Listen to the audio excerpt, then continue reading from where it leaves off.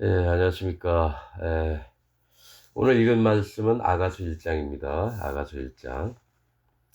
아가서 1장입니다. 구약의 961페이지쯤에 있습니다. 아가서 1장. 구약의 961페이지쯤에 있습니다. 아가서 1장입니다. 제가 읽겠습니다. 솔로몬의 아가라, 내게 입맞추기를 원하니 네 사랑이 포도주보다 나음이로구나. 네 기름이 향기로워 아름답고 네 이름이 쏟은 향기름 같으므로 처녀들이 너를 사랑하는구나.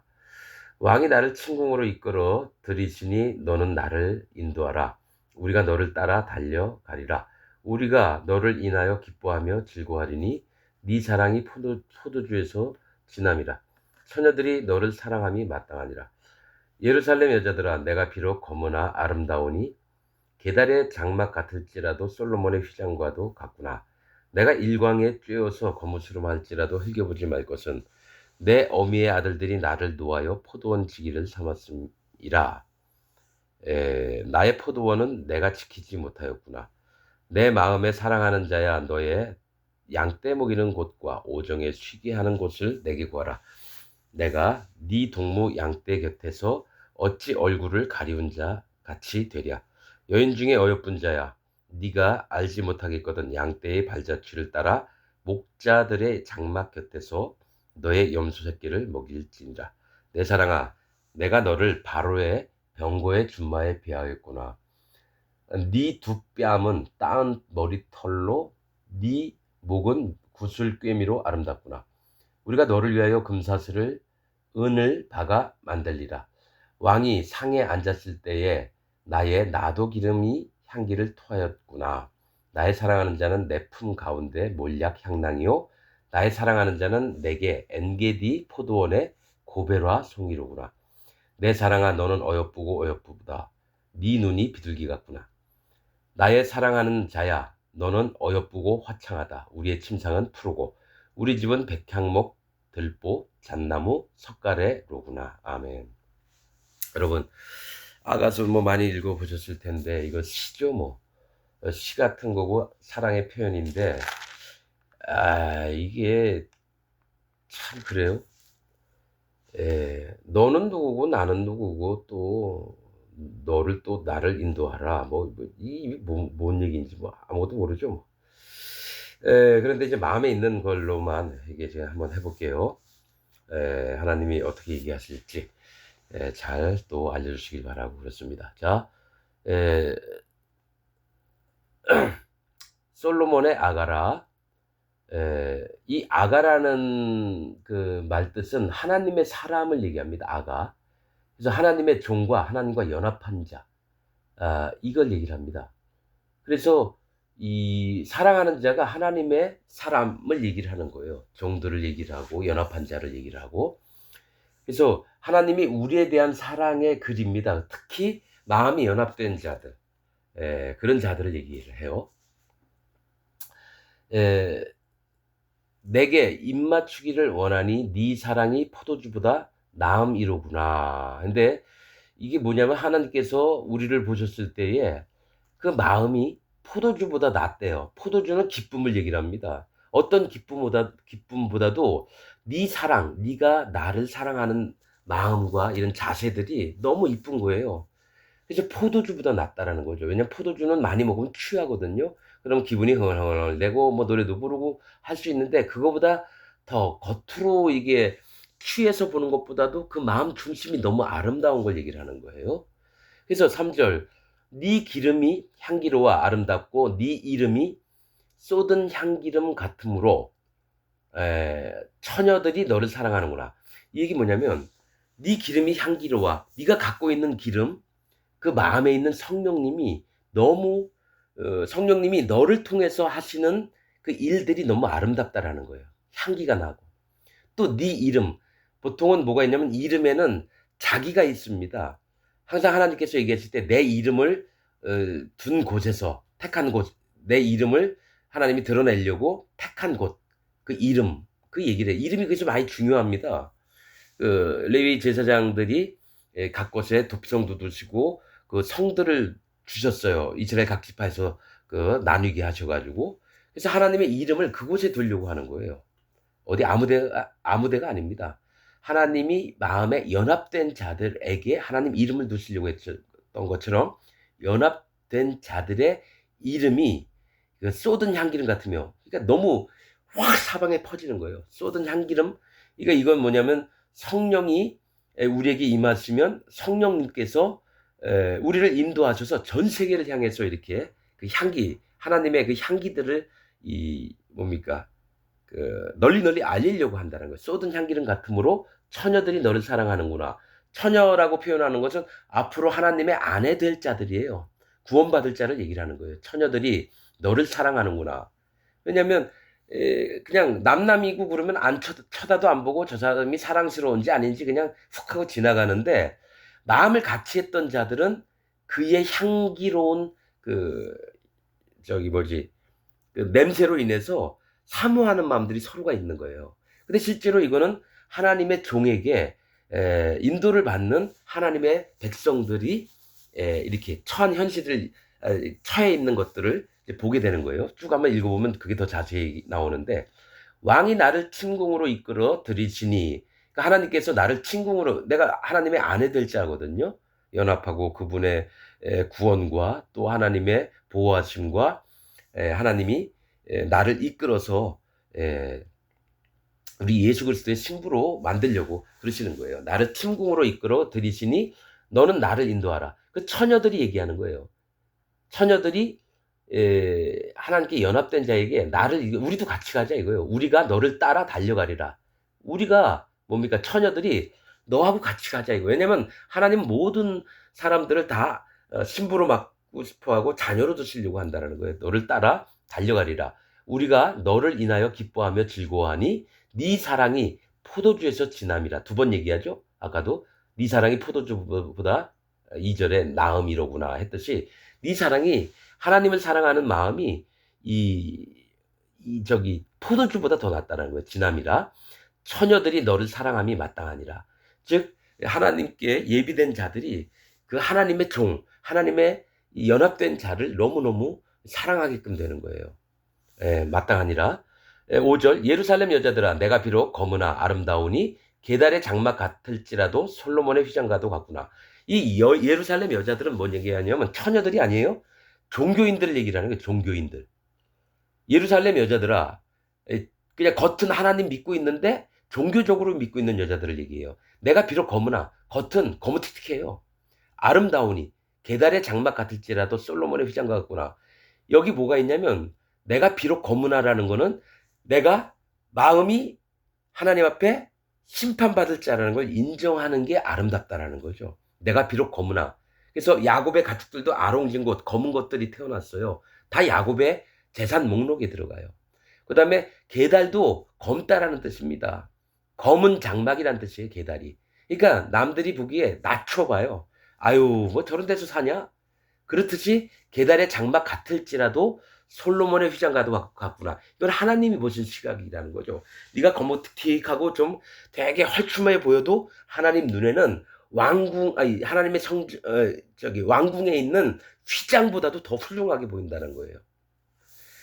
6절, 내가 일광에 쬐어서 거무스름할지라도 흘겨보지 말 것은 내 어미의 아들들이 나를 놓아요 포도원 지기를 삼았습니다. 나의 포도원은 내가 지키지 못하였구나.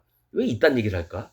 이게 사실은 속에 있는 내용들을 얘기해요. 내가 일광에 쬐어서 거무스름할지라도, 일광은 뭡니까? 햇볕에 얼굴이 탄 거예요. 햇볕은 뭐냐면, 해는 뭐냐면 성령님을 얘기해요. 성령님. 빛은 예수님이고 낮을 주관하게 하는 해는 성령님을 얘기해요. 의인들을 인도하는 게 성령님이에요. 달, 밤을 주관해요. 죄인들에게 죄를 깨닫게 해서 하나님께로 돌아오게 하는 게 달의 역할이에요. 율법을 얘기를 합니다. 그래서 일광에 쬐어서 하도 햇빛 아래에 있으니까 성령님의 인도를 받는 거죠. 거무스름할지라도, 외모는 좀 보기 그래요. 근데 거무스름하다는 건 마음을 낮출 뭡니까? 거무스름하다는 것은 항상 하나님 앞에 나는 심판받을 자입니다. 그래서 마음을 낮춰서 이 마음에 갖고 있는 표현이에요. 물속에 사는 물고기는 심판 가운데 자기가 마음을 인정해서 사는 거고, 거무스름하다는 건 뭐냐면 하나님의 심판을, 검은 땅은 심판받는 땅이에요. 그런데 거무스름하게 마음으로 하나님 나 언제든지 심판을 받을 자지만 여호와 하나님 저를 구원하여 주옵소서 해서 항시 마음을 낮추고 있는 상태를 얘기해요. 성령님의 인도로. 성령님이 마음 낮추지 않은 사람은 함께 하시지 않습니다. 거무스름할지라도 흘겨보지 말 것은, 낮게 보지 말 것, 깔보지 말 것은 내 어미의 아들들이 나를 노하여 포도원 지기를 삼았습니다. 이 얘기는 뭐냐 얘기냐면 내 어미의 아들들은 같이 엄마 양육하는 자한테 있었는데 어떤 자는 하나님의 성령이 인도하시는 자가 있고 어떤 자들 아들들은 뭐냐면 거짓 자를 얘기해요. 한 교회에서 있는데 어떤 사람 진짜 하나님을 쫓고 어떤 자들은 하나님을 믿는다고 하면서 거짓으로 하나님 진리를 거스리고 지가 왕노릇하려고 그러는 거예요. 그거를 아가서에 얘기해. 내 어미의 아들들이 나를 노하여. 그들의 실어버림 받은 거예요. 야, 우리하고 똑같이 안 돼. 나는 여호와 하나님을 정말로 따르고 그분의 은혜만을 바라고 그렇게 살고 싶어. 네가 그렇게 잘났나? 저를 꺼져. 이런 거예요. 포도원 지기를 삼았다라는 거죠. 그러니까 포도원 지기를 삼았음에도 보면 나의 포도원은 내가 지키지 못하였구나. 그 안에 있는 교회 전부 교인들을 하나님 나라에 못 데려가는 거예요. 왜냐? 그들이 전부 다 거짓자들을 따라가요. 이게 아가서에 얘기하는 바들이에요. 왜냐하면은 아가라는 그 뜻이 하나님의 사람, 하나님 종, 하나님 연합한 자거든요. 그 분명히 좋은 것도 있고 나쁜 것도 있고 안 좋은 소식도 있다라는 얘기예요. 무조건 기쁜 게 아니에요. 그래서 나의 포도원은 내가 지키지 못하였구나. 이게 마음에 한이 되는 거예요. 이 포도원 지기된 이 사람에게는 나의 포도원은 내가 지키지 못하였구나. 내 마음에 사랑하는 자야. 7절 너의 양떼 먹이는 곳과 오정에 쉬게 하는 것을 내게 구하라. 내가 네 동무 양떼 곁에서 어찌 얼굴을 가리운 자가 되랴. 이거 하나님이 말씀하시는 거예요.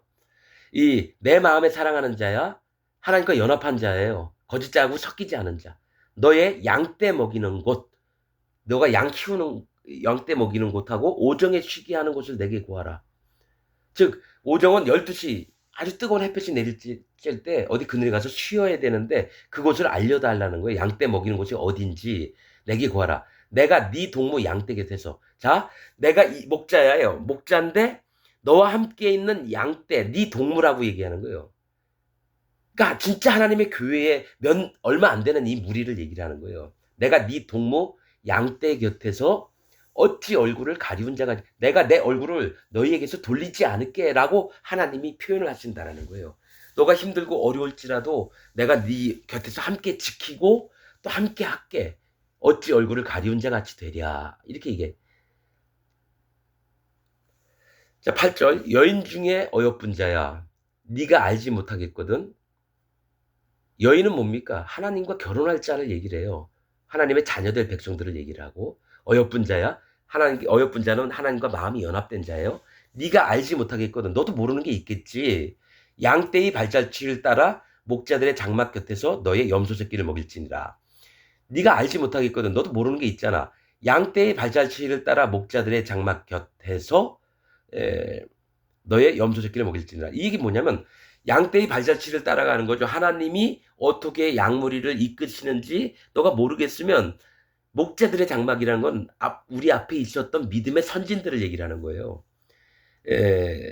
엘리야, 엘리사, 다윗, 아브라함, 이삭, 야곱, 또 각종 선지자들, 이 목자들의 장막 곁에서 어디서 머물렀는지 너의 염소 새끼를 먹일지니라. 우리가 양떼를 먹일지니라가 아니라 너의 염소 새끼를 먹일지니라 그래요. 이 염소는 맨날 치받고 이래요. 근데 내 밑에 있어요. 말 안 듣는 어린 자들을 네가 키울지니라 이러는 거예요. 네가 목자로서 네가 모르겠거든. 그들이 어떻게 했는지 보고 믿음의 선진들이 어떻게 했는지 보고 네 말 안 듣는 네 밑에 있는 염소 새끼를 먹일지니라. 그들을 사랑으로 키우고 말 안 들어도 네가 용납하고 그다음에 하나님 앞으로 인도하는 그의 일을 할지니라 이렇게 얘기를 한다는 거예요. 내 사랑아, 내가 너를 바로의 병거의 준마에 비하였느라. 그러니까 옛날에 그 나라들 보면 항상 이집트 가가지고 바로한테 말들과 병거를 사왔어요. 저 열왕기상, 열왕기하 이런 데 보면은 그런 얘기들이 있어요. 준마에 비하고 얼마나 훌륭한지 뭐 은 600세겔 병거가 그렇고 또 말은 그보다 좀 약간 싸고 이래요. 준마에 비하였구나. 그러니까 튼튼하고 뭡니까 보기 좋고 하나님이 그렇게 우리를 보신다는 거예요. 네 두 뺨은 상대방에게 보여주는 면이에요. 따은 머리털로 이 뺨에 머리에 이 따은 머리털로라는 건 하나님과 연합된 걸 얘기를 합니다. 그러니까 이 머리털이나 온몸에 나는 털들은 자기의 오름, 자기의 잘난 건데 그걸 따았어요. 잘난 게 아니라 하나님께 이 머리는 뭐냐면 하나님께 사람에게 가장 중요한 거잖아요. 내 가장 중요한 부위를 하나님께 따서 드리는 거예요. 하나님과 연합된 걸 얘기를 해요. 네 목은 구슬꿰매로 아름답구나. 이 목은 항상 하나님 얘기한 게 이 목이 곧은 백성이요. 또 거인 뭡니까 안악 족속이 뜻이 안악이라는 게 목이 긴. 또 옥이 뭐지 시온하고 오광 있잖아요. 바사왕 옥을 얘기할 때도 목이 긴 이런 뜻이에요. 안악이에요. 근데 이 목은 뭐냐면 하나님 앞에 뻣뻣이 들고 이런 걸 얘기를 해요. 근데 이 목보다는 뭐냐면 구슬깨미로 아름답구나.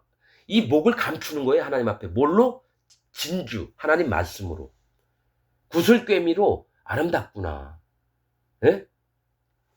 뭐가 있냐면 우리에게 보여주신 건 우리의 목 뻣뻣한 게 아니라 하나님께서 받은 말씀 그대로 하나님께 보여드리는 거예요. 구슬깨미로 아름답구나. 우리가 너를 위하여 금사슬을 은을 박아 만들리라. 그래서 하나님께서 너를 위해서 금사슬, 믿음으로 뭡니까? 이렇게 꽈서 연결되는 거예요. 믿음에 이런 것들로 믿음의 연단을 받게 해가지고 뭡니까? 완전한 하나님의 믿음의 사람이 되게끔 은을 박아 만들리라. 은은 하나님 은혜를 얘기해요. 하나님 축복을 하신다는 거예요. 그 꼬아진 믿음에 하나님이 그렇게 이게 내가 만드는 게 아니라 하나님이 그것을 금사슬을 우리 은을 박아서 만들어서 우리에게 주신다는 게요. 하나님께 연합된 자에게. 12절 왕이 상에 앉았을 때 나의 나도 기름이 향기를 토하였거나 이 나도는 나드라고도 하는데 향기롭다라는 뜻이 있어요. 향기로운 기름이 향기를 토하였구나. 하나님이 상에 계신데 나도 기름이 향기를 토하였구나. 성령님이 행하셨던 일들이 온 세상에 다 퍼지는 거예요. 향기를 토하였구나. 왕이 상에 앉았을 때. 그래서 하나님이 연합된 자와 상에 같이 앉았을 때 이로 말미암아가 아니라 성령님이 이를 통해서 하셨던 일들이 향기가 막 퍼지는 거예요. 13절 나의 사랑하는 자는 내 품 가운데 몰약 향낭이요. 이 나의 사랑하는 자는 내 품 가운데 몰약 향낭이요.